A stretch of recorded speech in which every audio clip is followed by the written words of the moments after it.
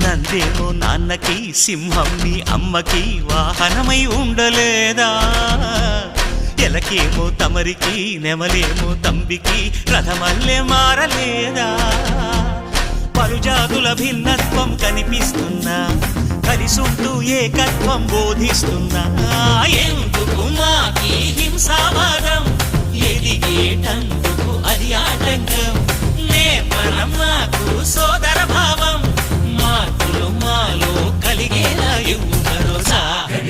గం గణపతి గం గణపతి గం గం గం గం గం గణపతి.